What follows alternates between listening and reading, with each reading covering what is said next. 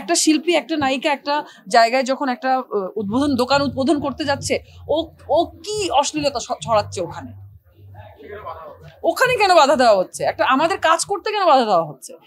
যারা খারাপ কাজ করছে তাদেরকে তো আপনি আইডেন্টিফাই করতে পারছেন, আপনি তাদেরকে যে ধরেন, তাদেরকে যে বলেন। আর আমাদেরও অনেক সমস্যা আছে, আমাদের অনেক নীতিমালা করা জরুরি ছিল, অনেক নীতিমালাতে স্ট্রং থাকা জরুরি ছিল, যেটা আমরাও করে উঠতে পারি নাই। এক হাতে তো তালি বাজে না। তো আমরা আমাদের নিজেদেরকে প্রোটেক্ট করতে পারি নাই এবং এখনো পারছি না, ভবিষ্যতের কথা জানি না। আমরা যারা আসলে শিল্পী, আমরা যারা আসলে দর্শকদেরকে বা সাধারণ জনগণকে বিভিন্ন গল্পের মাধ্যমে আমরা যারা আনন্দ দেওয়ার চেষ্টা করি, হ্যাঁ, আমরা বললে যদি মানুষ শোনে তাহলে বলতে পারি। এখন আসলে ভালো কথা কেউ শুনতে চায় না। আমি 10টা ফালতু কথা বলি বা 10টা খারাপ কথা বলি, বা ধরো তোমরা আমাকে জিজ্ঞেস করো যে আমার মাসিক ইনকাম কত, বা আমি এবারে কত কোটি টাকার কত লাখ টাকার ড্রেস পরে আজকে এসেছি, ওই ভিডিওগুলো বেশি ভাইরাল হচ্ছে বা ওইগুলোর ভিউজ বেশি হচ্ছে। কিন্তু তোমরা যদি আমাকে জিজ্ঞেস করো যে আপু এই যে মানবতার যেই মানে আসলে আমরা যে মানুষ দিন দিন মনুষ্যত্ব হারিয়ে ফেলছে, এটা কি করলে বাড়বে? আমি জানি না আমি কি করলে বাড়বে, কিন্তু অ্যাটলিস্ট এটা না মানে আমাদের হাতেও নাই, আপনাদের হাতেও নাই। এটা প্রত্যেকে যার যার ব্যক্তিগতভাবে নিজ মানে স্বীয় অবস্থান থেকে সচেতন হতে হবে, স্বীয় অবস্থান থেকে কাইন্ডনেস মানে বাড়াতে হবে। মানে মানুষের প্রতি মানুষের যদি মানে ওই মায়া বা ওই দরদ না থাকে, একটা মানুষ রাস্তায় পড়ে থাকে কাতরালে, যদি আমাদের পকেট থেকে আগে দৌড়াইয়া ওই মানুষটাকে উঠাইয়া, মানে আমাদের পকেট থেকে পানির বোতল না বের হয়, যদি ফোন বের হয়, তাহলে আসলে এটা কিভাবে ঠিক হবে? এই মহামারী, মানে এর চেয়ে ভয়ঙ্কর মহামারী আমার মনে হয় না আর আছে, মনুষ্যত্বহীনের মহামারী। এটা মনে হয় যে মানে সকল যত বড় প্লেগ বা করোনা বা মানে যত বড় বড় দুর্ভিক্ষ হয়েছে পৃথিবীতে, আমার মনে হয় যে মনুষ্যত্বহীনতার যে মহামারী চলছে আমাদের দেশে, এর চেয়ে বড় মহামারী মনে হয় মানে আর তৈরি হবে না বা সৃষ্টি হবে না। মহামারীর ভিতরে থেকে তুমি পরিবর্তন কিভাবে এক্সপেক্ট করবা?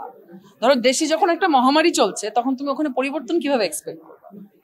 ওটাই মানে আসলে তো ওটাই বলতে হবে, কারণ আমরা যারা সাধারণ মানুষ, এই মুহূর্তে ক্যামেরার সামনে ছাড়া আমি যখন নিচে যাব, নিজের গাড়ি নিজে চালাই, আমি বাসায় যাবো, তখন তো আমি একটা সাধারণ মানুষ।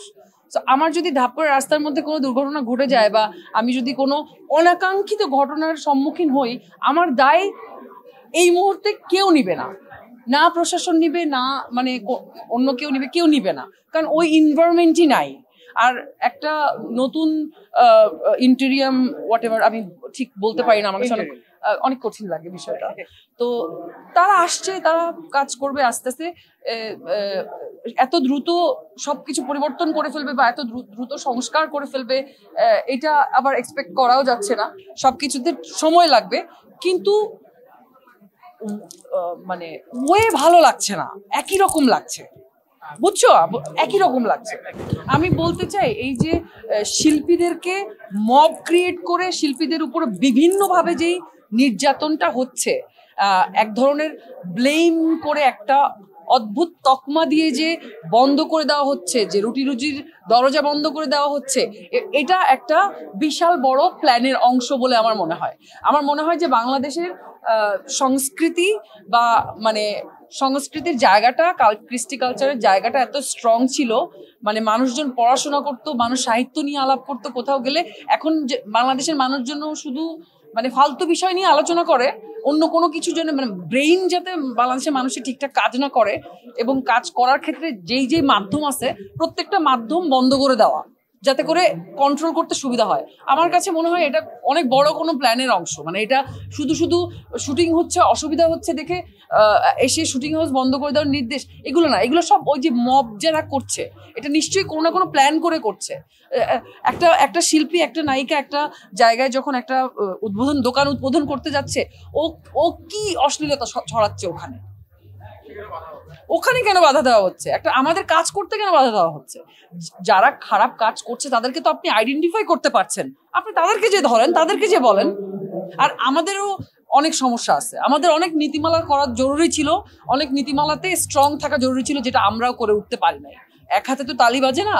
তো আমরা আমাদের নিজেদেরকে প্রোটেক্ট করতে পারি নাই এবং এখনো পারছি না, ভবিষ্যতের কথা জানি না। আমরা মানুষ হবো কবে, এটা আমি আমাকে জিজ্ঞেস করছি যে আসলে মানে মানুষ হব কবে আমরা জানি না, কবে মানুষ হব আমি জানি, কিন্তু আমাদের যত দ্রুত সম্ভব মানুষ হওয়া উচিত। তা না হলে যেই দেশ, একটা সুন্দর দেশের স্বপ্ন দেখে এতদিন পরে এসে আমরা একটা জায়গায় দাঁড়িয়েছি নতুন স্বপ্ন, নতুন সংস্কারের আশায়, সেই আশায় ঘুরে বালি হয়ে যাবে যদি আমরা মানুষ না হই।